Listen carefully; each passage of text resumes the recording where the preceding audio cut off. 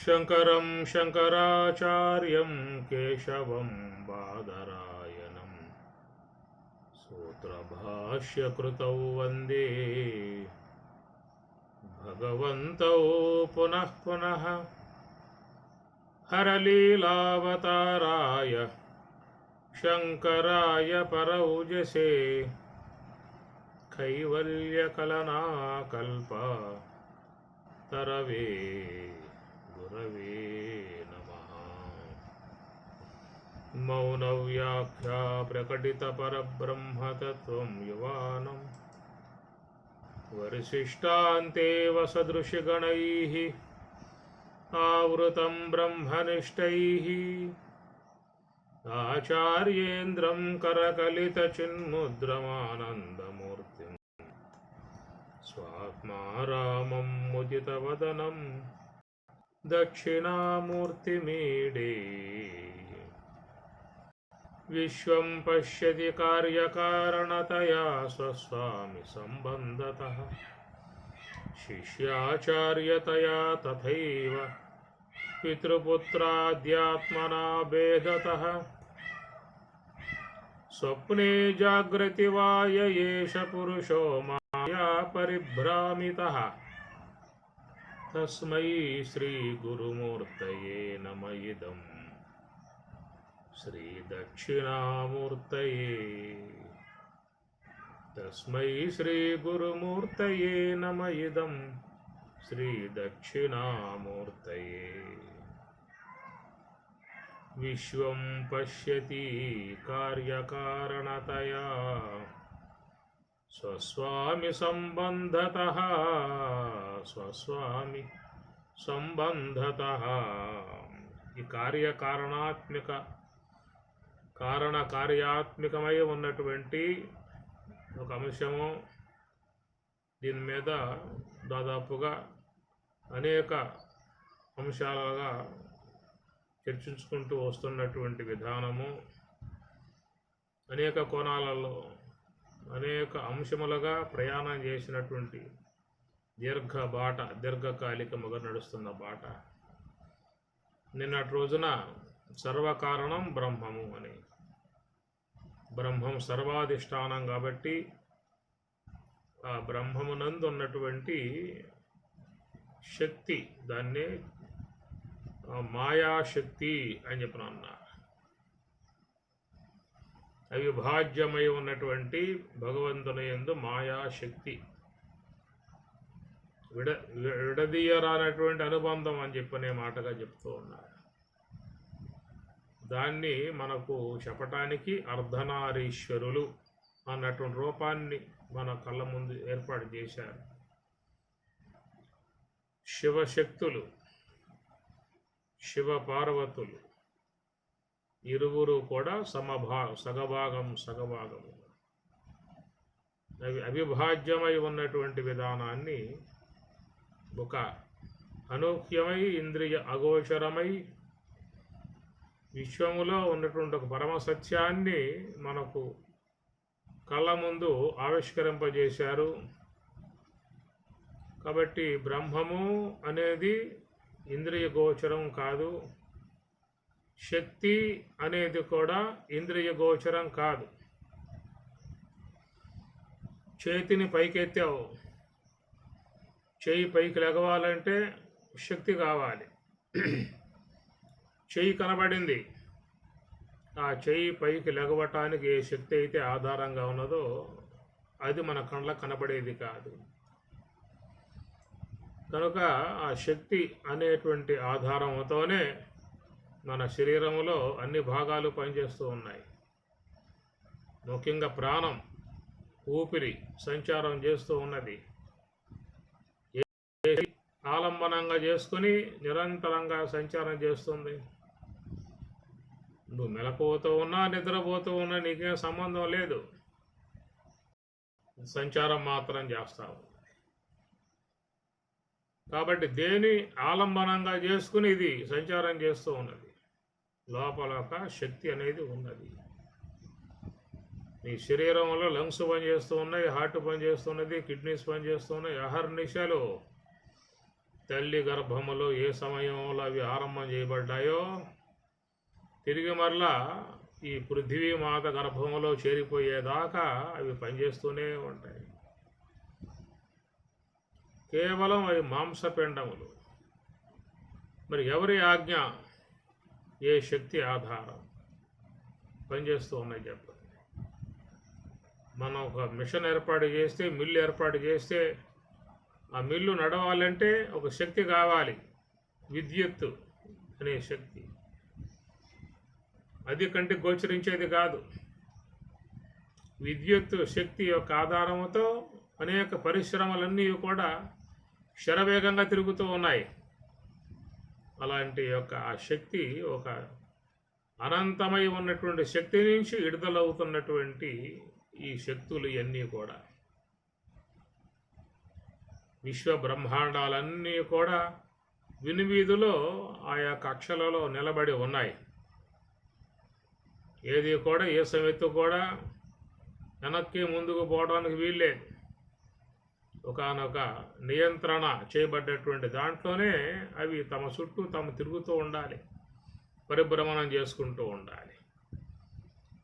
కాబట్టి వాట్లను ఆ ప్రకారంగా ఏ శక్తి కట్టేసింది?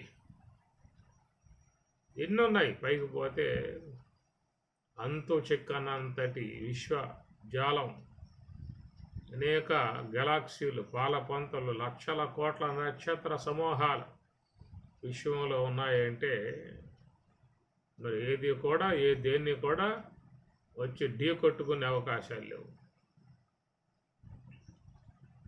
కాబట్టి ఆ ప్రకారంగా అవన్నీ కూడా మరి ఉన్నాయంటే ఏదో ఒక అనూహ్యమై ఉన్నటువంటి శక్తి వాట్లను అట్లాగా పట్టి ఉంచింది. కనుక శక్తి కనపడేది కాదు, చేతనము కనపడేది కాదు. రెండు అవిభాజ్యమై ఉన్న విధానం. శక్తిని వీడి చేతనం లేదు, చేతనాన్ని వీడి శక్తి లేదు. రెండు ఎప్పుడు కూడా ఉండేటువంటి విధానమే మరి బ్రహ్మము, ప్రకృతి. ప్రకృతి అంటే శక్తి. దైవీ హేషా గుణమయీ మమ మాయా దురత్యయ. దైవీ హేషా గుణమయీ మమ మాయ, మమ నా యొక్క అన్నాడు ఆయన గారు. కాబట్టి ఆ ప్రకారముగా ఉన్నటువంటి ఇంద్రియ అగోచరమై కేవలం శక్తి విధానం. ఇప్పుడు వైజ్ఞానికులు కూడా పదార్థ పరిశోధన చేశారు. కాబట్టి ఒక పదార్థం ఉందంటే అదంతా కూడా అణువులతో సమీకరణ అయి ఉన్నటువంటిదిగా భావించారు. ఆ ప్రకారంగా వాళ్ళు వాటిని విభజించుకుంటూ పోయారు. అణువులు అన్నారు, పరమాణువులు అన్నారు, ఇంకా లోనకు పోయారు. చివరికి పోతే అక్కడ ఈ అణువులు లేవు, పరమాణువులు లేవు, ఏవి లేవు. కేవలం వారికి దర్శనం ఇచ్చింది శక్తి, విద్యుత్ శక్తి తరంగాలు, విశ్వమంత శక్తి. కాబట్టి ఈ ప్రకారంగా వీనికి ఉన్నటువంటి సౌకర్య సదుపాయాలతో ప్రయాణం చేశాడు. తన ఇంద్రియాలను ముందు పెట్టుకుని, ఆ చూపు కూడా భగవంతుడు ఇచ్చిందే. ఆ నేత్రం యొక్క నిర్మాణం, దానికి చుట్టూ ఒక చక్కటి అందమైనటువంటి యొక్క గీత కలిగి ఉన్నటువంటిది, నలుపు కలిగి ఉన్నటువంటిది. దానికి మధ్యలో చిన్న సునీలం, దాని లోపల ఉన్నటువంటి చూపు. ఆ చూపు అనేది ఏమిటి, దేని యొక్క విధానం నుంచి ఇది ఏర్పడింది? అక్కడ ఉన్నటువంటి నరాలు ఏమిటి, అక్కడ ఉన్నటువంటి నరతంత్రులు ఏమిటి? మరి అక్కడ ఏమి ఆయన గారు పెట్టి ఆ విధంగా విశ్వం అంతటినీ కూడా విషయం చేసుకునేటువంటి సామర్థ్యముగా నిర్మాణం చేశాడే. కాబట్టి ఆ నేత్రాన్ని వీడు వాడుకొని విశ్వం ఏమిటి అనే విషయముగా ప్రశ్న వేసుకుని ప్రయాణం చేశాడు. అనేక పరికరాలని తన యొక్క వినియోగాత్మకముగా పెట్టుకుని పోయాడు విశ్వంలోకి చొచ్చుకుని పోయాడు. పోగలిగినంత వరకే పోయాడు.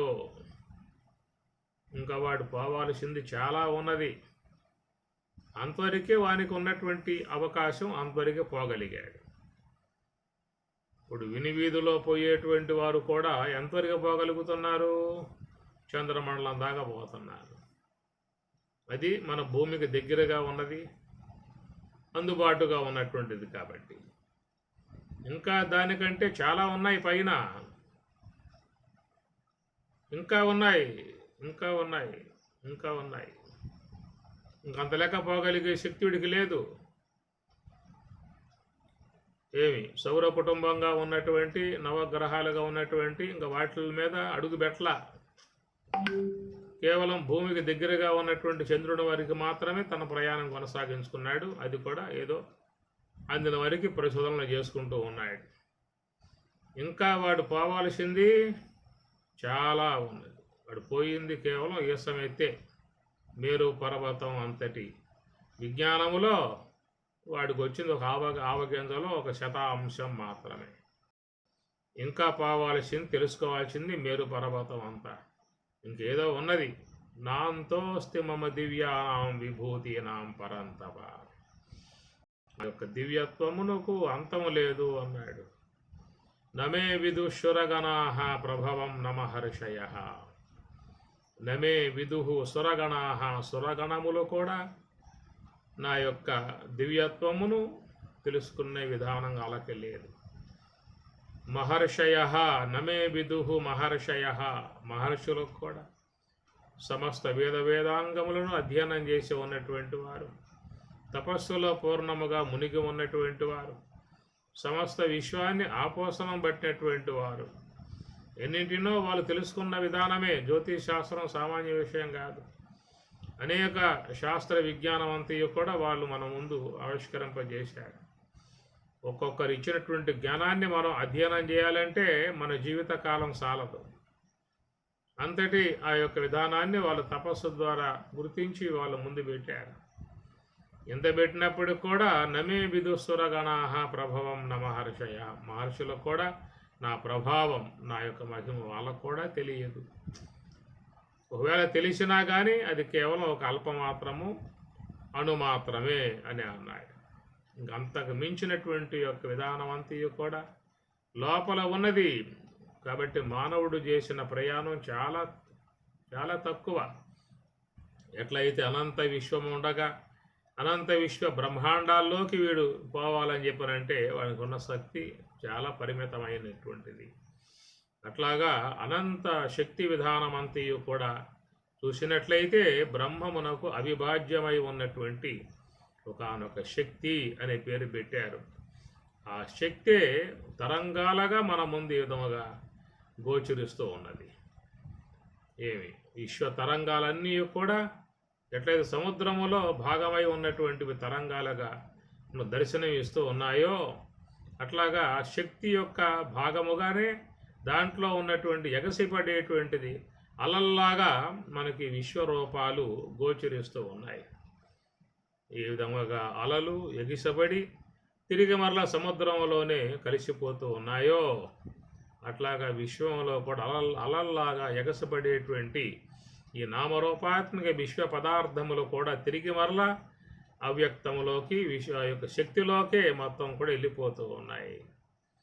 ఆ శక్తిలోకి పోయి మళ్ళా అక్కడి నుంచి మళ్ళా రూపాలుగా బయటకు వస్తూ ఉన్నాయి.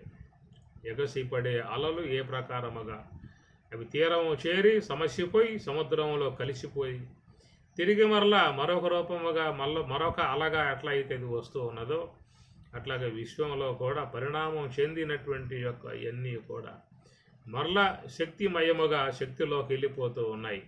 ఆ శక్తి నుంచి మళ్ళా అవన్నీ వెలువడి బయటకు వస్తున్నటువంటి విధానము ఇదంతా కూడా ఈశ్వర శక్తి అన్నారు. మత్తః పరతరం నాన్యతో కించితో అస్తి ధనంజయ మయి సర్వం ఇదం ప్రోతం సూత్రే మణిగణాయ వా. మత్తః పరతరం నాన్యతో. మత్తః నాకంటే, పరతరం ఏరుగా, అన్యత్తు కించిత్తు కించిత్తు కొంచెము కూడా, నా అన్యత్తు నాకంటే వేరుగా లేదు. ఇది చాలా సూక్ష్మముగా ఉన్నటువంటి యొక్క అంశము. కనుక మరి ఆ యొక్క చేతన బ్రహ్మముగా చెప్పేటువంటి దాన్ని, మరొక ముఖము శక్తి. కనుక చేతనము శక్తి రెండు కూడా వెనవేసుకుని ఉన్నటువంటి విధానము. ప్రకృతిం పురుషం చైవ క్షేత్రం క్షేత్రజ్ఞం ఏవచ. క్షేత్రం క్షేత్రజ్ఞం. కాబట్టి క్షేత్రం అనేది క్షేత్రజ్ఞుని వీడి ఉండలేదు. అట్లా ప్రకృతి పురుషుడు, ప్రకృతిం పురుషం చైవ, విశ్వంలో ఈ రెండు కూడా భగవంతుడు శక్తి నుంచి వెలువడ్డటువంటి రెండు రూపాలుగా, ప్రకృతిం పురుషం చైవ, స్త్రీ పురుష అని చెప్పి అనుకోవచ్చు. ఈ ప్రకారముగా మరి మనకు ప్రశ్నోపనిషత్తులో చెప్పినట్లుగా రయించ ప్రాణంచ అనే మాటలు వాడాడు అక్కడ. రయించ ప్రాణంచ. రై అంటే అన్నం, పదార్థం, ప్రాణం అన్నాడు. కాబట్టి ప్రాణం పదార్థం రెండు కూడా ఎప్పుడు కూడా పెనవేసుకుని ఉండేటువంటి విధానం. రెండు పెనవేసుకుని ఉన్నాయి. క్షేత్రం క్షేత్రజ్ఞ, శరీరములో క్షేత్రము అనగా దేహము, క్షేత్రజ్ఞ అంటే జీవుడు. ఇరువురు కూడా పెనవేసుకుని చేరి ఉన్నటువంటి విధానము. అట్లనే విశ్వంలో ప్రకృతిం పురుషం, ఈ రెండు కూడా ప్రకృతి పురుషులు అనేటువంటివి కూడా అవిభాజ్యముగా పెనవేసుకుని ఉన్నటువంటి విధానము. ఈ రెండు వీడి ఉండే విధానాలు ఉండవు ప్రకృతి విధానములో. ఇది స్థూలముగా ఉన్నటువంటి యొక్క అంశం. అట్లనే సూక్ష్మానికి పోతే చేతనము బ్రహ్మము, రెండు కూడా పెనవేసుకుని ఉన్న విధానం. కాబట్టి ఈ ప్రకారముగా విశ్వములో అన్ని జీవులు కూడా మరి ఈ కలయికతో, ఈ అనుబంధముతో విడదీయరానటువంటి యొక్క సాన్నిహిత్యము కలిగి ఉన్నటువంటి వాటితో ప్రయాణం చేసేటువంటిది ఎక్కడి నుంచి ఆరంభమయ్యింది అంటే, ఎక్కడో సూక్ష్మముగా ఉన్నటువంటి చేతన శక్తి అనేటువంటి అంశాల నుంచి ఈ రెండు కూడా నడుస్తూ ఉన్నటువంటి విధానం. ఇది ప్రశ్నోపనిషత్తులో చాలా లోతైనటువంటి యొక్క అంశాలుగా ఆయన గారు చెప్పుకొచ్చేటువంటి భావాలు ఉన్నాయి. అట్లాగా చూసినట్లయితే కార్య కారణము అని అన్నట్లయితే చాలా సూక్ష్మముగా పోయినప్పుడు అక్కడ మరి ప్రకృతి పురుష, క్షేత్రం క్షేత్రజ్ఞ లోన చేరి ఉన్నటువంటి రెండు కూడా అవిభాజ్యముగా ఉన్న విధానం. అక్కడి నుంచి అవి ప్రయాణం చేసి చేసి చేసి స్థూలముగా వచ్చి ఉన్న విధానము. కాబట్టి స్థూలముగా వచ్చి ఉన్న విధానములు ఈ రెండు కూడా కలిసే విశ్వములో ప్రయాణం చేస్తున్నటువంటిది. కాబట్టి పదార్థాన్ని వీడి ప్రాణం ఉండదు. ప్రాణం అనేది పదార్థం లేక నిలబడే అవకాశం లేదు. రెండు కూడా కలిసి ప్రయాణం చేసే విధానం. కాబట్టి దానికి మూలముగా ఉన్నటువంటిది ఏంటంటే శక్తి, ఈశ్వర శక్తి అనే విధానము. కనుక మత్త పరతరం నాణ్యత్, మత్త నాకంటే పరతరం వేరుగా అని చెప్పని స్వామి చెబుతూ ఉన్నాడు. నాకంటే వేరుగా కించిత్తు కూడా నా అస్థి లేదు అనేటువంటి మాట. మరి ఆ యొక్క శక్తి అనేది నా యందే ఉన్నటువంటిది అనే మాట ఆయన గారు శుద్ధంగా చెబుతూ ఉన్నాడు. మయి సర్వం ఇదం ప్రోతం సూత్రే మణిగణాయ. మయి సర్వం, మయి నాయందే అంతా కూడా ఉందనేటువంటి మాట. కాబట్టి ఈ ప్రకారంగా చూసినట్లయితే ఏమిటి ఈ నామరూపాత్మకమై ఉన్నటువంటి జగత్తుగా గోచరించేటువంటి యొక్క అంశములు అని చెప్పనంటే ఇవన్నీ కూడా ఈశ్వర కార్యము అనేటువంటి మాట. అనగా సాకారాకారములుగా కలిగి ఉన్నటువంటివన్నీ కూడా ఏ యొక్క చేతనమునందు శక్తి విధానముగా ఉన్నటువంటిది ఏతున్నదో ఆ శక్తి అనేటువంటి విధానమే సాకార ఆకారములుగా భాషిస్తూ ఉన్న విధానం. కాబట్టి ఇదంతా కూడా ఈశ్వరుని యొక్క మహిమ. కాబట్టి మనకు ఈశావాస్యం కూడా ఈ విషయం గురించి, ఈశావాస్యం ఇదం సర్వం యత్ కించిత్తు జగత్యాం జగత్తు. యత్ కించిత్తు ఏదైతున్నదో జగత్యాం, ఈ జగత్తులో కదిలిపోయేతున్నదో అంతయు కూడా ఈశావాస్యం, ఈశ్వరుని చేత అవాస్యమై ఉన్నది, వ్యాపకమై ఉన్నది, ఆయన యొక్క కల్పన మాత్రముగా ఉన్నది. కాబట్టి ఎట్లయితే మనం చెప్పుకున్నట్లుగా ఎగసి పడే అలలు అనేటువంటివన్నీ కూడా సమసిపోయినప్పుడు అవి సముద్రం యొక్క రూపమే ధరించి ఉంటాయి. అట్లా ఎగసి పడేటువంటి యొక్క ఈ నామరూపములు కూడా సమసిపోయినప్పుడు తిరిగి మరలా శక్తిలోకే చేరిపోతూ ఉన్నాయి. అందువల్ల ఆ శక్తి అనేది కనపడేది కాదు, ఆ శక్తి యొక్క రూపాంతరములుగా ఉన్నటువంటి ఈ ఆకారములు మాత్రమే గోచరిస్తూ ఉన్నాయి. తిరిగి ఇవన్నీ కూడా తిరిగి మరలా వాటి యొక్క రూపములు కోల్పోయి కేవలం శక్తిగానే ఉండిపోతాయి అన్నమాట. అస్తి భాతి ప్రియం రూపం నామచేత్ అంశపంచకం ఆద్యత్రయం బ్రహ్మరూపం తతోద్వయం జగద్రూపం అని కూడా చెప్పుకొచ్చే మాట. కాబట్టి ఈ ప్రకారముగా చూసినట్లయితే మహాత్ములు చెప్పే విషయం అంతా కూడా ఈ నామరూపాత్మికములుగా గోచరించేటువంటి యొక్క అన్నీ కూడా ఇంద్రియ అగోచరమై ఉన్నటువంటి యొక్క శక్తి సాగరము యొక్క తరంగాలు. కనుక ఈశ్వర సంకల్ప మాత్రముగా గోచరించేటువంటి ఆకారములు. అందుచేత ఇవన్నీ కూడా భగవంతుని యొక్క దివ్యమై ఉన్నటువంటి స్వరూపము, అనగా రూపమే లేకుండా ఉన్నటువంటి యొక్క తాను ఈ శక్తి అనేటువంటి యొక్క విధానము నుంచి ఆయన రూపము చెంది ఉన్నటువంటి విధానము. ఈ మాట భగవద్గీత 5వ జ్ఞానయోగములో చక్కగా చెప్పుకొచ్చారు. అజోపి సన్నవ్యయాత్మ భూతానాం ఈశ్వర అపి సన్. నేను అజహ పుట్టుకలేనివాడు, భూతానాం ఈశ్వర సమస్త భూతములకు శాసకుడను ఈశ్వరుణ్ణి, ప్రకృతిం స్వాం అధిష్టాయ లోన ఉన్నటువంటి యొక్క ఇంద్రియ అగోచరమై కేవలం శక్తి ఆత్మికమై దాని మాయాశక్తి అనే పదం కూడా వాడారు. దాని ఆసరాగా నేను ఈ లోకంలోకి ఒక రూపము అనేటువంటిదిగా ధరించి వచ్చిన వాడిగా మీకు గోచరిస్తూ ఉన్నాను అని చెప్పాడు. కాబట్టి ఆ ప్రకారంగా రూపముగా గోచరించేది ఏమిటంటే స్వమాయయా సంభవ. ఆ మాయ అనేటువంటిది అది శక్తి ఆత్మికము, శక్తే మాయ అనే పదంగా వాడాల్సి ఉంటుంది. కనుక అది మనకు ఎగసిపడే అలల్లాగా గోచరిస్తూ ఉన్నటువంటి విధానము. తిరిగి మరలా ఇవన్నీ కూడా శక్తిలోకి అంతరం నామరూపాలు వీడినప్పుడు మళ్ళా శక్తి విధానముగానే ఉండిపోయేటువంటిది. కాబట్టి విశ్వమంతా కూడా ఈశ్వరుని యొక్క సంకల్ప మాత్రమే గోచరించేటువంటి నామరూపాత్మిక జగత్తు. అలాంటి జగద్వస్తువుల యందు మానవుడు చేస్తున్న పని ఏమిటంటే స్వస్వామి సంబంధత. స్వస్వామి ఇది నాది, స్వామి నేను ప్రభువుని, అనగా ఈ యొక్క విశ్వ జగత్తంతా కూడా నాది నేను నాది నేను అనేటువంటి భావాల్లోకి ఈ వ్యక్తి ప్రవేశిస్తూ ఉన్నాడు. శిష్యాచార్యతయా తథైవ పితృపుత్రాధ్యాత్మనా భేదతః.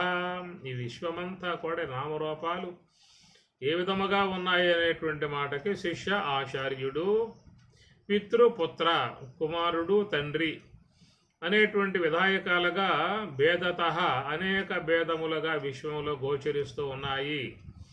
కనుక శక్త్యాత్మికమై ఉన్నటువంటిది ఎగసిపడే తరంగముల్లాగా ఏర్పడేటువంటి యొక్క ఈ నామరూపములు అనేటువన్నీ కూడా లోకములో ఒక అనుబంధ విధాయకాలుగా భేదతః ఈ భేద విధానాలుగా గోచరింపబడుతూ ఉన్నాయి అని అర్థం. అందుచేత స్వస్వామి సంబంధతః. స్వస్వామి అనగా నేను నావి అనేటువంటి భావాలు విశ్వ పదార్థముల యందు తనకు ఏర్పడుతున్నటువంటి భావాలు ఏమిటంటే స్వస్వామి. ఈ విధంగా ఎందుకు ఏర్పడుతున్నాయి అనే మాటకి మాయా పరిభ్రామిత ఏషః పురుషః. ఏషః ఈ పురుషః పురుషునికి మాయా పరిభ్రామిత, మాయా పరిభ్రమణం చెందినటువంటి వాడై విశ్వ పదార్థముల యందు ఈ మమకార భావాలను పెంపొందింపజేసుకుంటూ ఉన్నాడు. కనుక ఈ మమకార భావాలు పెంపొందింపజేసుకోవటం కారణముగా అనేక సమస్యలకు దుఃఖములకు గురయ్యే పరిస్థితి ఏర్పడుతూ ఉన్నది. ఆయన స్పష్టంగా చెబుతూ ఉన్నాడు, విశ్వం పశ్యతి కార్యకారణతయ, జగత్తంతా కూడా బ్రహ్మమునందున్నటువంటి ఏ యొక్క అనూహ్యమై ఇంద్రియ అగోచరమై ఉన్నటువంటి ఏ శక్తి ఉన్నదో ఆ శక్తి యొక్క తరంగాలే ఈ రూపాలన్నీ కూడా తిరిగి మరలా ఆ రూపాలు మరి ఆ పరమాత్మ ఏందే, ఆ శక్తి ఏందే విలీనం చెందుతూ ఉన్నాయి. కాబట్టి ఇదంతా కూడా ఈశ్వర మహిమ, ఈశావాశం ఇదం సర్వం అన్న విధానములో ఈశ్వర మహిమగా ఉన్నటువంటి భావాన్ని భక్తులుగా ఉన్నటువంటి వారు ఆ విధముగా దర్శిస్తూ ఉన్నారు. జ్ఞానులుగా ఉన్నటువంటి వారు కేవలం బ్రహ్మమునే దర్శిస్తూ ఉన్నారు.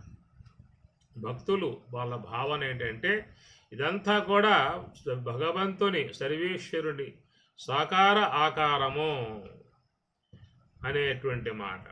హరి నీవే సర్వాత్మకుడవు, ఇరవగు భావన నీయగదే,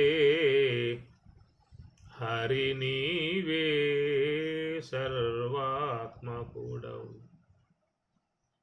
పారగమానదు పాపపు మనసిది, రసములలో ఎన్నైనా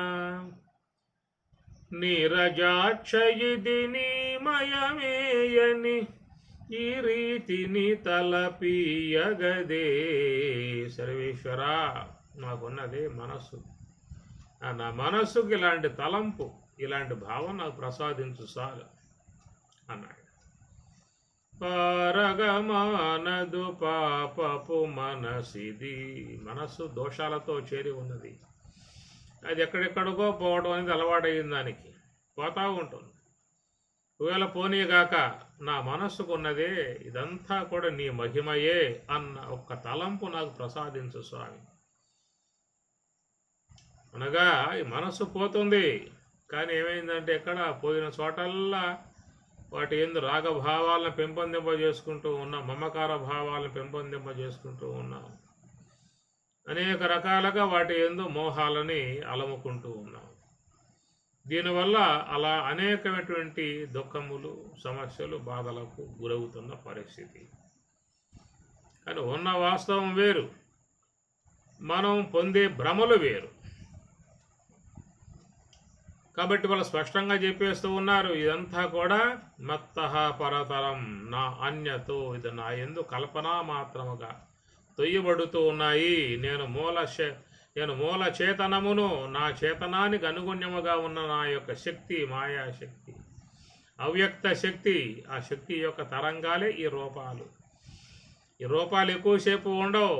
సముద్రంలో గోచరించే అలలు ఎంతసేపు ఉంటాయి?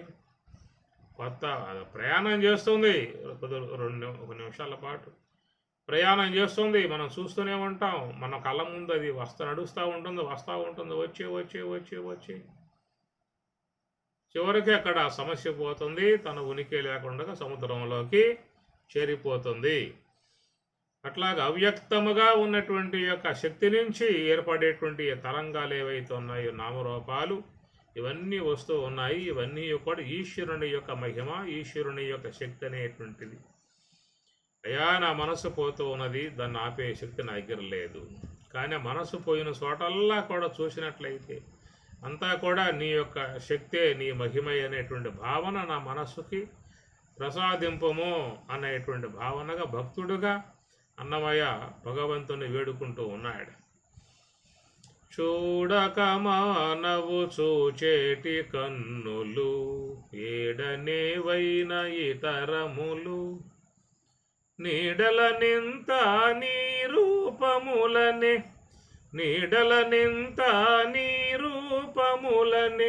ఈడువడని తెలివియగదే. చూడక మానవు, ఆ కళ్ళు చూడకుండా ఉండలేవు, కళ్ళు పోతూ ఉంటాయి, చూపులు పోతూ ఉంటాయి. ఆ పోయిన చోటల్లా మనం ఏమి చేస్తున్నామంటే కళ్ళతో మమకార మోహరాగాలని బాగా పెంచుకోవడం జరుగుతున్నది. దానివల్ల పరిణామ విధానంలో దుఃఖాలకు, బాధలకు గురవుతున్నటువంటి పరిస్థితి లోకములు అందరూ కూడా పొందుతున్నటువంటి విధానమే. అనధికారి చేష్ట ఏమి తాను ఎందుకు వచ్చాడో, ఏం చేసుకొని వచ్చాడో, ఏం చేసుకోవాల్సి ఉంటుందో, ఏం చేసుకుంటే జీవితం ధన్యమవుతుందో, వచ్చిన దానికి సార్థకత ఏర్పడదు. కనుక అంశాన్ని పూర్తిగా పక్కన పెట్టేశాడు. కేవలం ఇంద్రియాలకు గోచరించేటువంటి మరి ఈ యొక్క కల్పనా సంబంధమై ఉన్నటువంటి యొక్క నామరూపాల విషయాల మీదకు పూర్తిగా నిమగ్నమైపోయాడు.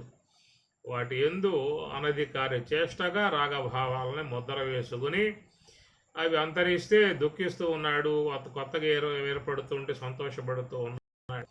ఇలాంటి యొక్క ఈ విధానాలలో మునిగిపోయి ఆయువుని కోల్పోయి చివరకం వల్ల అసువులు బాసి విశ్వగర్భంలోకి తాను కూడా వెళ్ళిపోతూ ఉన్నాడు. కాబట్టి ఆ పోయే నాటికి అనేకమైనటువంటి రాగాలతో, ద్వేషాలతో, మోహాలతో ఆచరించిన కర్మలు ఏవైతే ఉన్నాయో ఆ పుణ్యపాపాలను మూటగట్టుకుని ప్రయాణం చేసే పరిస్థితి ఏర్పడుతూ ఉన్నది. కనుక ఉన్న సత్యాన్ని, పరమసత్యాన్ని చూడలేక మనిషి కేవలం కళ్ళ ముందు గోచరించేటువంటి దాని యందు లేని భావాలని, మోహభావాలని పెంచుకుని అవస్థపడే పరిస్థితిగా ఉన్నటువంటి అంశాన్ని లేవనెత్తుతూ అన్నమాచార్యుల వారు చూడక మానవు చూచేటి కన్నులు ఏడనేవైన ఇతరములు నీడలనింత నీ రూపములనే ఈడువడని తెలివి. నాకు ఆ తెలివి వయసాలు ఇంకేం అవసరం లేదు. కాబట్టి అన్నీ కూడా చూసినట్టే నీ శక్తి నుంచి వెలువడేటువంటి తరంగాలు, నీ శక్తి నుంచి సాకారముగా గోచరించే ఆకారాలు, ఇవన్నీ తిరిగి మరల నీ లోపలికే చేసుకుంటూ ఉంటావు, లయం చేసుకుంటూ ఉండలేదు, వాటి ఉనికి లేకుండా చేసుకుంటూ ఉన్నావు. ఇది ఒక విలాసముగా జరిగేటువంటి ఒక కార్యక్రమం. కాబట్టి నాకు అలాంటి యొక్క మోహాల్లో మునిగిపోకుండా మరి ఆ యొక్క నా చూపులకు చక్కటి ఒక భావాన్ని ప్రసాదించము అనేటువంటిదిగా అన్నమాచార్యులు వారు కోరుకుంటారు. భావశుద్ధియే జ్ఞానసిద్ధి అని చెప్పిన అన్నారు. కాబట్టి భావం అనేటువంటిది మనకు ప్రధానమై ఉన్నటువంటి యొక్క అంశం. కాబట్టి అలాంటి ఆ భావన భగవత్ సంబంధమై ఉన్న భావన కలిగి ఉండాలి. అది చాలా మనకి సుఖాన్ని ఇచ్చేటువంటి యొక్క భావన ఉన్నది, ప్రశాంతముగా జీవించే భావన ఉన్నది, జీవితంలో ఆనందకరముగా జరిగేటువంటి విధానం ఉన్నది. అది మన యొక్క జీవన విధానంలో మనం భగవత్ సంబంధమై ఉన్న లక్షణాలను దూరం చేసుకుంటూ ఉన్నాం. భగవంతుడు సత్యస్వరూపుడు, భగవంతుడు జ్ఞానస్వరూపుడు, భగవంతుడు ఆనంద స్వరూపుడు, భగవంతుడు సుఖస్వరూపుడు, శాంతస్వరూపుడు, ఇవన్నీ కూడా ఆయన యొక్క స్వరూపత లక్షణాలు అయితే మనం ఆ భగవద్ లక్షణాలని దూరం చేసుకునే పరిస్థితికి వస్తూ ఉన్నాం. ఈ మనస్సులో ఈ విధమైనటువంటి యొక్క ప్రవృత్తి మార్గాలను పెంపొందింపజేసుకోవటం కారణముగా మనం భగవంతునికి దూరంగా అయిపోయే పరిస్థితి ఏర్పడుతూ ఉన్నది. కాబట్టి ఇక్కడ అన్నమాచార్యుల వారు చక్కటి ఒక మంచి సత్యాన్ని, పరమసత్యాన్ని అడిగారు మనకు అందిస్తూ మరి మన యొక్క దృష్టిని మార్చుకోవాలనే మాటగా దృష్టిం జ్ఞానమయీం కృత్వా పశ్యేత్ బ్రహ్మమయం జగత్తు అన్నారు. దృష్టిం జ్ఞానమయీం కృత్వా, దృష్టిని జ్ఞానమయంగా మార్చుకున్నట్లయితే పశ్యేత్ బ్రహ్మమయం జగత్తు, జగత్తంతా నీకు బ్రహ్మమయముగా గోచరిస్తుంది, ఆనందమయముగా గోచరిస్తుంది, సుఖమయముగా గోచరిస్తుంది. ఎక్కడ పడ్డా నువ్వు ఆనందాన్ని పొందవు. ఎక్కడ కూసున్నా ఆనందమే, ఎక్కడ కూసున్నా శాంతమే. అన్ని పరమాత్మ స్వరూప లక్షణాలు. శాంతాకారం భుజగశయనం దుఃఖమాగంతుకం వైతోచుచుండు సుఖము స్వాభావికము నాకు సూరివర్యా.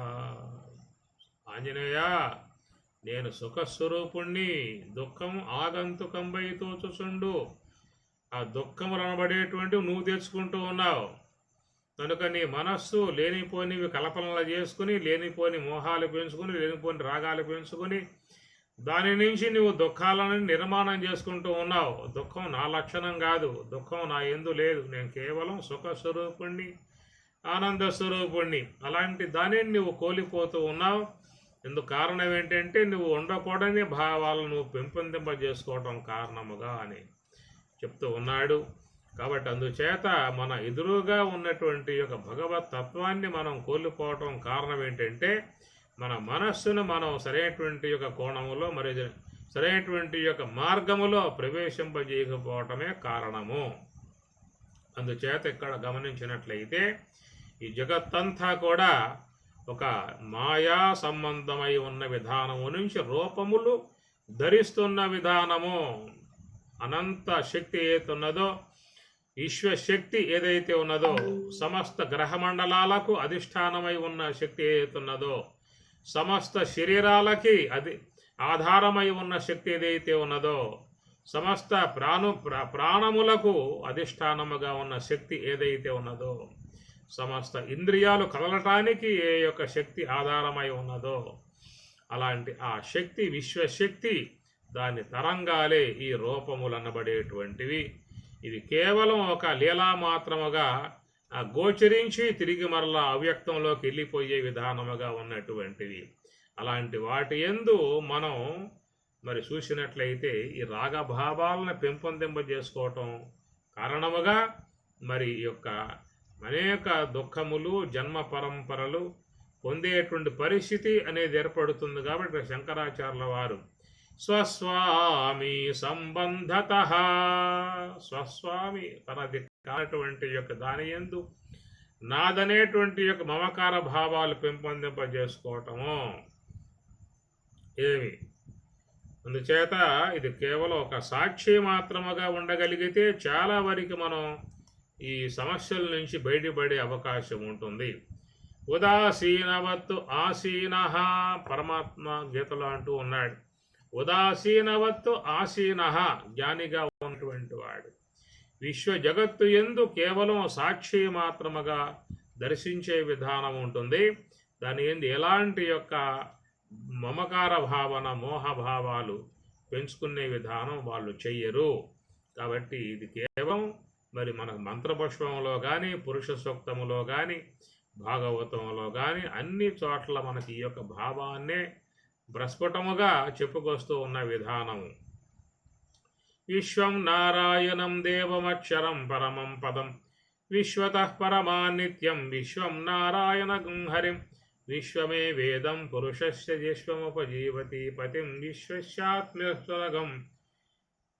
కనుక ఈ ప్రకారముగా సూక్ష్మముగా మనకు వేదములు, ఉపనిషత్తులన్నీ కూడా తెలియజేసేటువంటి యొక్క అంశము ఇదే. భగవద్గీతలో ప్రధానముగా స్వామివారు చెప్పేటువంటి యొక్క అంశము ఇదే. ఇంద్రియస్య ఇంద్రియస్య అర్థే రాగద్వేషౌ వ్యవస్థితౌ తయోః వశం నా ఆగచ్చేత్ తౌ హి అస్య పరిపంథినౌ.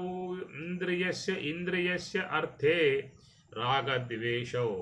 కాబట్టి నీవేం చేస్తున్నావు అని చెప్పానంటే, ఇంద్రియస్య ఇంద్రియస్య అర్థే, అర్థం అంటే విషయం. ఇంద్రియము యొక్క అర్థం ఏంటంటే నేత్రానికి అర్థం దృశ్యము, శ్రోత్రానికి అర్థం శబ్దము, ఘ్రాణానికి అర్థం గంధము, జిహ్వకు అర్థం రసము, ఇట్లాగా ఉన్నటువంటివి. కాబట్టి ఇంద్రియస్య ఇంద్రియస్య అర్థే, నీ గోచరించే ఏవైతే ఇంద్రియాలు గోచరించే ఉన్నాయో వాటి యందు నువ్వు ఒక రాగభావాన్ని పెట్టుకుంటూ ఉన్నావు స్వామి చెబుతూ ఉన్నాడు. రాగద్వేషౌ వ్యవస్థితౌ, ఈ రాగద్వేషాలని ప్రవేశింపజేసుకుంటూ ఉన్నావు. తయోః వశం నా ఆగచ్చేత్, తయోః వాటికి వశం నా ఆగచ్చేత్, వశం కామాక. పరిపంథినౌ, నౌ ఆ రెండు కూడా పరిపంథి అనగా నిన్ను బంధించేటువంటి శత్రువులనే మాట స్వామివారు 2వ అధ్యాయంలో చెప్తున్నటువంటి అంశము. కాబట్టి ప్రకారముగా మరి చూసినట్లయితే స్వస్వామి సంబంధత, ఇది ఒక సాధికారత సంబంధమై ఉన్న విధానాన్ని శిష్యాచార్య అన్నాడు. శిష్యాచార్యతయా పితృపుత్రాధ్యాత్మనా వేదతః. శిష్య ఆచార్య అనేదేమో ఆశ్రమ సంబంధమై ఉన్న అంశము, పితృపుత్ర అనేటువంటిదేమో భౌతికముగా ఉన్నటువంటి యొక్క అంశము. కాబట్టి ఆధ్యాత్మిక కోణములోనూ ఈ విధంగానే ఇలాంటి యొక్క వాతావరణం ఏర్పడుతూ ఉన్నది. భౌతిక విధానములోనూ ఇలాంటి యొక్క స్వస్వామి, ఈ రాగద్వేషములు అనేటువంటి ఈ భావాలు కలిగే విధానంగా ఉండటం కారణముగా, కాబట్టి ఆధ్యాత్మిక విధానములో కూడా ఇవి తప్పటం లేదు. వీటి భావాలు అక్కడ కూడా ప్రస్ఫుటముగా ఏర్పడుతూ ఉన్నాయి. స్వస్వామి, నేను, నాది, నేను, నావి అనేటువంటి విధానములు. శిష్యాచార్యతయా తథా పితృపుత్రాధ్యాత్మ.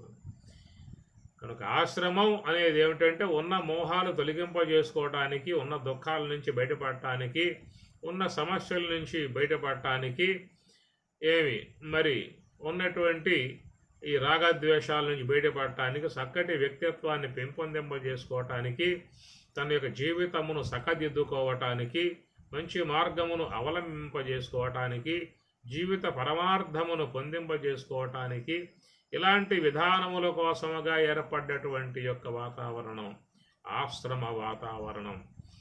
అది కూడా చివరికి ఎట్లా అయిందా అని చెప్పారంటే, ప్రకృతి విధానాలుగా ఉన్నటువంటి వారు ఏ ప్రకారంగా భావాలు పొందుతూ ఉన్నారో అలాంటి విధానాలే ఈ వైపు కూడా ఏర్పడుతూ ఉన్న విధానం. కాబట్టి ఇక్కడ శిష్యాచార్యతయా పితృపుత్రాధ్యాత్మన భేదత. ఈ భేద భావాలు ఎక్కడ ఏర్పడతామని అక్కడ ఏర్పడతామని. ఇంకేం చేయాలి చెప్పండి లెక్కన ఉన్నట్లయితే. కాబట్టి మరి ఇక్కడికి ఎందుకు వస్తున్నాము అని చెప్పనంటే, ఇలాంటి యొక్క స్వస్వామి సంబంధత భేదత ఇలాంటి ఉన్నటువంటి వాట్లను తొలగింపజేసుకోవటానికి, సర్వాత్మన భావన పెంపొందింపజేసుకోవటానికి, సంకుచిత భావాలు తొలగింపజేసుకోవటానికి, మరి ఈ యొక్క మోహభావాలు తొలగింపజేసుకోవటానికి, ఏవైతే ఉండకూడదో ఉండకూడని భాగాలని లేకుండా చేసుకున్నట్లయితే ఏది ఉండాలో అది చక్కగా ఉండే విధానం ఏర్పడుతుంది. ఇప్పుడు శిల్పాగారం అనేది ఉన్నది. ఆ శిల్పాగారంలో ఏం చేయబడుతుంది అంటే, ఏ యొక్క శిల్పములో ఉండకూడని భాగం ఉన్నదో ఉండకూడని భాగాన్ని ఉలితో మొత్తం తీసిపారేస్తున్నాడు. ఏదైతే చివరికి ఉండాల్సి ఉన్నదో ఆ భాగం వరకు ఉన్నది కాబట్టి చక్కటి శిల్పం అనేటువంటి మన ముందు ఆవిష్కరింపజేయబడుతూ ఉన్నది. అది శిల్పాగారము యొక్క విధానం. అట్లనే ఆ శిల్పాగార విధానం లాంటిది ఆశ్రమం కూడా. ఆశ్రమంలో కూడా చెక్కబడతారు, ఉలితో చెక్కబడతారు. జ్ఞానం అనే ఉలితో మహాత్ములు చెక్కి మంచి శిల్పం, మంచి విగ్రహం, మంచి మానవత్వం, మంచి ఆచరణ, మంచి విధానముగా వినికిడి కానీ, చూపులు కానీ, మాటలు కానీ, నడవడికి కానీ అన్నిటినీ కూడా సకదిద్దే విధానముగా గురువులు చేసేటువంటి యొక్క పని. సానబట్టిన భోగి జ్ఞానయోగి తానే తానే ఇందరి గురుడు. సానబట్టిన భోగి జ్ఞానయోగి. కాబట్టి ఆ ప్రకారంగా రాయి, ఆ రాయి ఏంటంటే ఏముంది రాయి చెప్పండి? అందరూ దాన్ని తొక్కుతూ పోతారు. ఆ రాయి శిల్పం అయింది అంటే మొక్కుతారు. శిలగా ఉంటే తొక్కుతారు, శిల్పం అయితే మొక్కుతారు, ఇంతే. కనుక దాంట్లో లేని ఏ యొక్క అంశం ఉండకూడదో దాన్ని తీసేశాడు. ఆ శిల్పి చేసింది ఏమిటి? తాను ఏ యొక్క భగవద్ ఆకారం అనుకున్నాడు, రాముడు కావచ్చు, కృష్ణుడు కావచ్చు అనుకున్నాడో దాని యొక్క రూపానికి అన్యముగా ఉన్నటువంటి యొక్క భాగాలని ఉలి ద్వారా తీసివేశాడు. తీసివేస్తే లోన ఉన్న రాముడు ప్రత్యక్షమయ్యాడు. చక్కగా ఆలయంలో ప్రతిష్ఠింపబడింది. నిత్య ఆరాధనలు, పూజలు, అభిషేకాలతో విరాజమానముగా సాగిపోతూ ఉన్నది. ఇది ముఖ్యంగా ఆశ్రమంలో చేసే విధానము. ఇది కూడా శిల్పాగారమే. ఏవైతే ఉండకూడని భాగాలతో చేరిపోయి ఉన్నటువంటి ఈ వ్యవస్థ, సమాజం అంతా కూడా అక్కడ ఎవరు వాటిని తొలగింపజేసే విధానాలు ఏమి ఉండవు.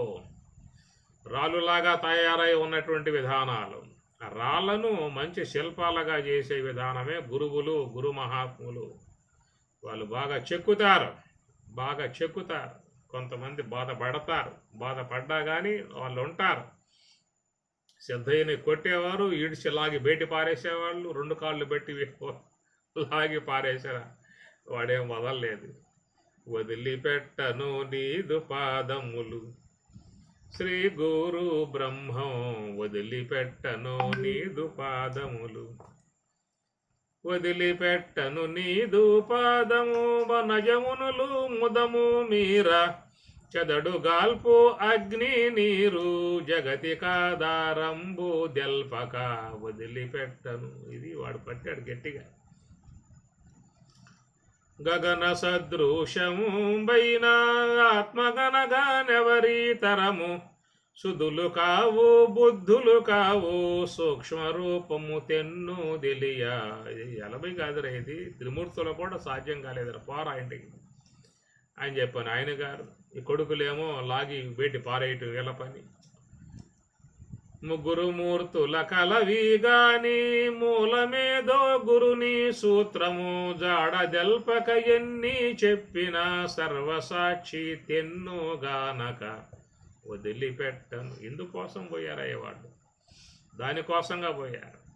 కాబట్టి వాళ్ళు చక్కగా ఏది పొందాలో అది జీవితం వల్ల వాళ్ళు పొందగలిగారు. ఎప్పుడు కూడా గురువు చెప్తారు కదా, ఆవు ఎంట జను దూడ భంగి. భక్తుల వెంబటే భగవంతుడు నడుస్తూ ఉంటాడంట. భక్తులు ముందు నడుస్తూ ఉంటే సర్వేశ్వరుడు భగవంతుడు వెనకాల నడుస్తూ ఉంటాడట. ఆ ఉపమానం చెబుతారు.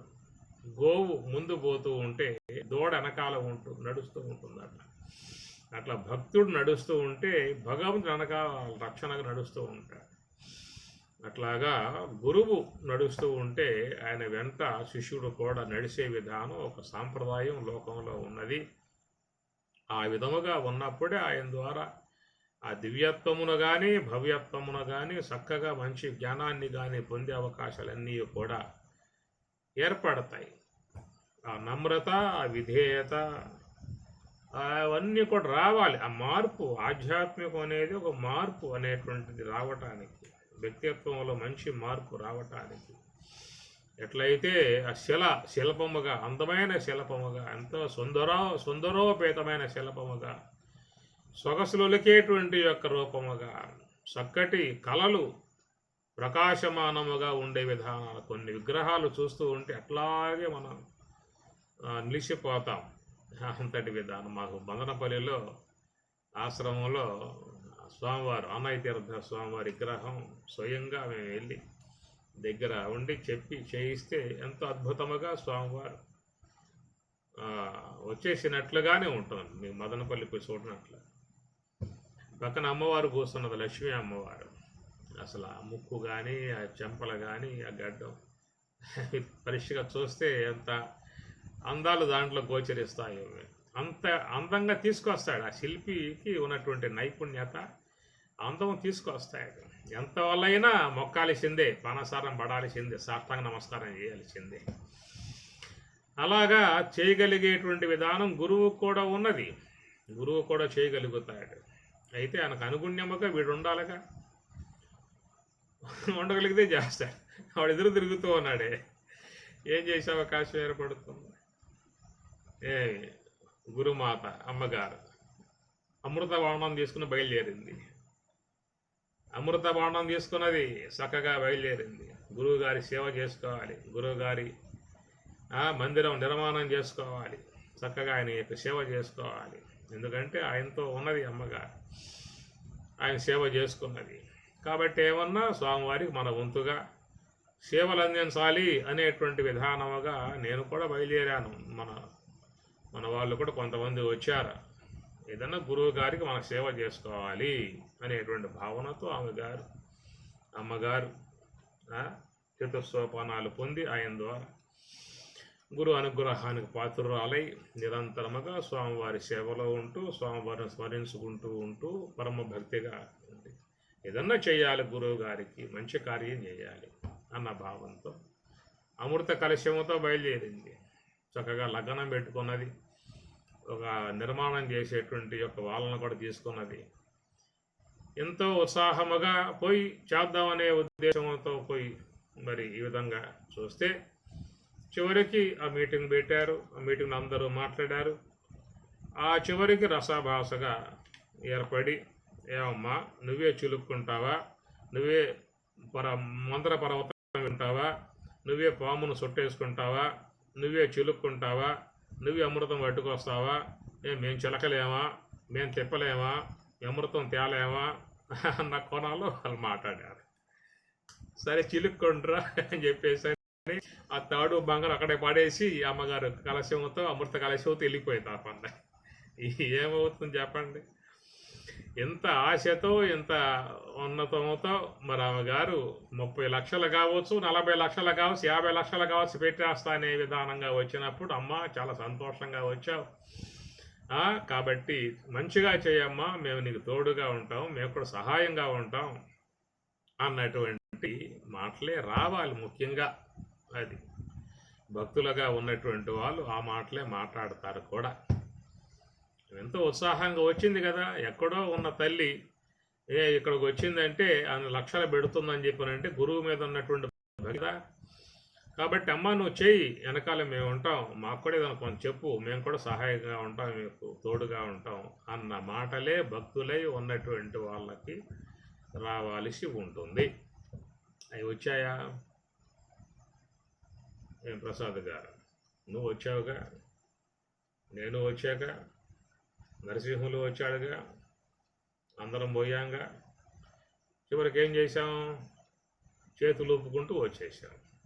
అమ్మగారు కాస్త అమృత బాణంతో ఆమె వెళ్ళిపోయింది. ఏమన్నా అయ్యిందా గురు కార్యం? ఆగిపోయాయి. ఆమె ఎందుకు చేస్తుంది? చేసుకోండిరా, మీరే పర్వతానికి చుట్టుకోండి, ఆ వాసుకుని మీరే తిప్పుకోండి, మీరే దాన్ని అమృతం తెచ్చుకోండి అని చెప్పి అలా అన్నారు. నువ్వేమిటి పర్వతం పెట్టేది, నువ్వేమిటి చిలికేది, నువ్వేంటి అమృతం తెచ్చేది, మేము చిలకలేమా, మాకు ఆ శక్తి లేదా, మేమే చిలుక్కుంటాం, మా మొఖానే పడేయి అని చెప్పి అనగానే ఆమె ఏం చేసింది? చిలుక్కోండిరా అని చెప్పింది. అమృత బాండంతో వెళ్ళిపోయింది అమ్మగారు. అంతే. ఎందుకు వస్తుంది ఈ వాతావరణం? అసలు ఎంత భక్తి ఉండాలి, ఎంత నమ్రత ఉండాలి, ఎంత వినయం ఉండాలి, ఎంత విధేయత ఉండాలి. ఎక్కడో ఉన్న పల్లెటూరు అది. ఆ మహానుభావుడు ఆడికి ఇష్టపడ్డి ఆడికి వెళ్ళాడు. ఆ గురువు మీద ఉన్న భక్తితో బయలుదేరినప్పుడు ఉన్న వాళ్ళు సహకరించాలి, సానుకూలముగా ఉండాలి, చెయ్యాలి. అది ఆధ్యాత్మిక వాతావరణం. అది రావాలి. అది వచ్చినప్పుడే మనం ఆధ్యాత్మిక క్షేత్రములో ఉన్నటువంటి వాళ్ళము. అలాంటి భావాలు రానప్పుడు ఇంక ఎక్కడ ఉన్నా నిరుపయోగమే. కాబట్టి ఇక్కడ స్వస్వామి సంబంధత శిష్యాచార్యతయ పితృపుత్రాధ్యాత్మన భేదత రెండు ఇక్కడ చూపించాడు. శిష్య అటు ఆధ్యాత్మికం చూపించాడు, పితృపుత్ర ఇటు భౌతికాన్ని చూపించాడు, వ్యవహారాన్ని చూపించాడు, పారమార్థికాన్ని చూపించాడు. రెండిట్లో ఏమున్నది? స్వస్వామి సంబంధ, స్వస్వామి నాది నేను, నాది నేను అనేటువంటి భావాలు ఈ పోవటం లేదు. వ్యవహారంలో ఉన్నాయంటే అది వ్యవహారం కేవలం భౌతికంగా ఉన్నటువంటిది. అది మోహాలతో మునిగి ఉన్నది, అజ్ఞానంతో మునిగి ఉన్నది, రాగద్వేషాలతో మునిగి ఉన్నది, భేదభావాలతో మునిగి ఉన్నది, నీవా నేనా అనే కొట్లాట్ల కూడా సిద్ధమై ఉన్నది. ఇదంతా కూడా ప్రకృతి పరంగా వ్యవహారంలో ఉన్నటువంటి విధానం. ఎందుకంటే వాళ్ళు అలాంటి వాతావరణంలో పెరిగారు, అలాంటి వాతావరణంలో జీవిస్తూ ఉన్నారు. అలాగా రాగద్వేషాలను పెనవేసుకుని ఉన్నారు, భేదభావాలు పెనవేసుకుని ఉన్నారు, అజ్ఞానాన్ని బాగా నింపుకుని ఉన్నారు, మోహభావాలతో మునిగి ఉన్న విధానం. కాబట్టి అలాగా ఉన్నటువంటి యొక్క వాతావరణంలో ఉండటం అని చెప్పనంటే ఆశ్చర్యకరం కాదు. కానీ రెండవది ఏంటి? ఇది వెలుగులు చిమ్మేటువంటిది, ఆనందకరమై ఉన్నటువంటిది, భగవత్ సంబంధమై ఉన్నటువంటిది, ఆధ్యాత్మిక సంబంధమైనటువంటిది, జీవితాన్ని మంచిగా మార్పు తెచ్చుకోవటానికి చేరుకున్నటువంటి యొక్క విధానమై ఉన్నది. జీవితం ఇక్కడ తరించాలి, వెళ్ళిపోవాలేక హిరంగిదిరి చూడకుండా వెళ్ళిపోవాలి, బ్రహ్మంలోకి వెళ్ళిపోవాలనే భావనే కదా. అలాంటి యొక్క విధానము ఏర్పడ్డటువంటి యొక్క క్షేత్రములో ఎలాంటి విధానాలుగా వ్యక్తిత్వములలో మార్పు రావాలనేటువంటి విషయం. అది రాకపోయినట్లయితే అది ఏమవుతుందని చెప్పనంటే స్వస్వామి సంబంధత శిష్యాచార్యతయ తథా ఆ ప్రకారంగానే పితృపుత్రాద్య ఆత్మనా భేదత, ఆత్మనా తనయందు భేదత, ఈ భేదభావాలు అనేటువంటి విధానాలు ఉన్నాయి అనేటువంటి యొక్క మాటగా శంకరాచార్యుల వారు ఈ కోణంలోనే కాదయా ఆ కోణంలో కూడా చేరి ఉన్నటువంటివి. ఈ విధముగా ఉన్నట్లయితే తరింపుకు మార్గం ఏముంది? ఇంకా రావాలిగా. దానికి ఉన్నాడు చివరికి మాయా పరిభ్రామిత, మాయా పరిభ్రామిత ఏషః పురుషః, ఏషః ఈ పురుషుడు మాయా పరిభ్రామిత. ఈ మాయ ఈ పరిభ్రామ విధానము శిష్యాచార్య ఈ వైపున కొనసాగుతున్నది. పితృపుత్రాధ్యాత్మన భేదత ఆ వైపున కొనసాగే విధానము ఉండటం ఏంటంటే మాయా పరిభ్రామిత, మాయ యొక్క మాయ చేత భ్రమ భావాలలో ఉన్నటువంటి విధానము నుంచే స్వస్వామి సంబంధత. విశ్వం పశ్యతి కార్యకారణతయా, ఇదంతా కూడా ఈశ్వరుని యొక్క లీలా విధానంగా చెప్పుకున్నాం కదా మొదటి మాటగా. విశ్వం పశ్యతి కనబడుతున్నది ఎట్లా, కార్యకారణతయ, కారణము బ్రహ్మము, చేతనము ఈశ్వరుడు, కార్యము శక్తి రెండు కూడా అవిభాజ్యమై ఉన్నాయి. ఆ శక్తి కనబడేది కాదు, చేతనము కనబడేది కాదు, రెండు అవ్యక్తముగా ఉన్నటువంటివే. అవ్యక్తముగా ఉన్నటువంటి యొక్క ఆ శక్తి నుంచి తరంగాలుగా వెలువడుతున్నటువంటివి నామరూపాత్మకములుగా ఉన్నటువంటివన్నీ కూడా. ఈ తరంగములుగా ఏర్పడేటువంటి యొక్క ఈ నామరూపాలు కూడా తిరిగి మరలా శక్తిలోకి వెళ్ళిపోయే విధానంగా అవుతూ ఉన్నాయి.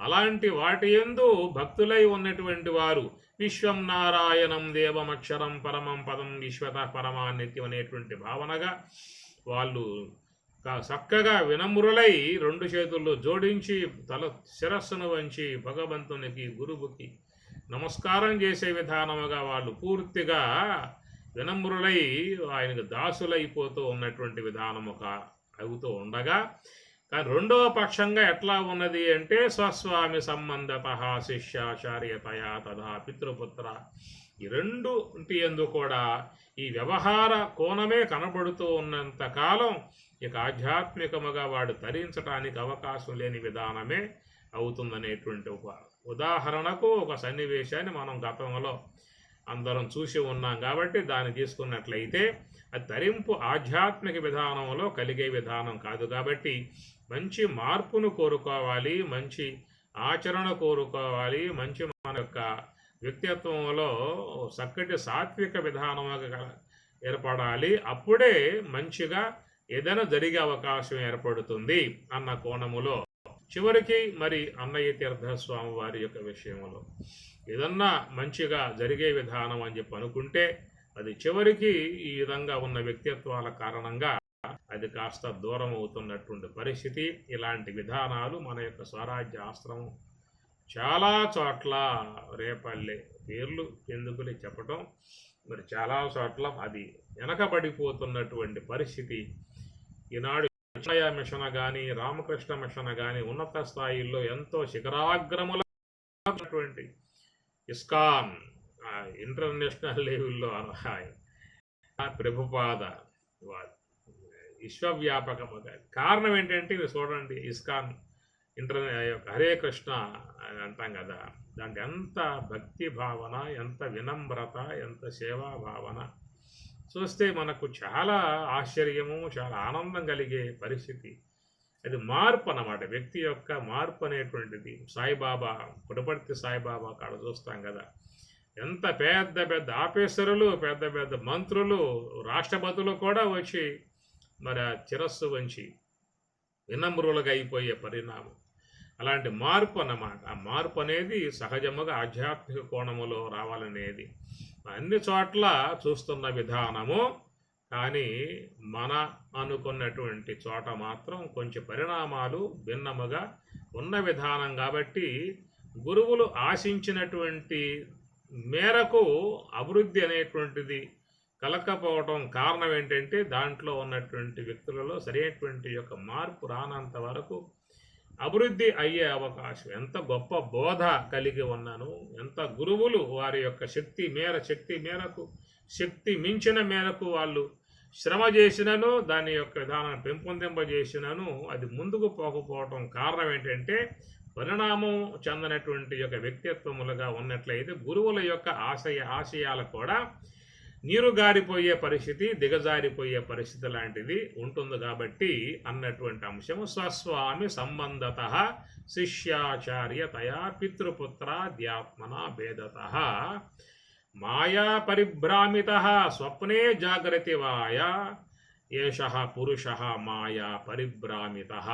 ఇలాంటి విధాయకాలుగా ఉన్న విధానములో అటు ఆధ్యాత్మిక కోణము కానీ ఇటు భౌతిక కోణము కానీ రెండు కూడా ఈ యొక్క రాగద్వేషాలతో స్వస్వామి అధికార సంబంధమై ఉన్నటువంటి యొక్క భావాలతో సాగిపోవటమే అన్నటువంటి విధానముగా మనం ఈ శ్లోకం దర్శిస్తూ ఉన్నాం. ఓం సహనా భవతు సహనౌ భునక్తు సహ వీర్యం కరవావహై తేజస్వినావధీతమస్తు మా విద్విషావహై. ఓం శాంతి శాంతి శాంతి. హరి ఓం తత్సతు. శ్రీ గురుభ్యో నమః. హరి ఓం.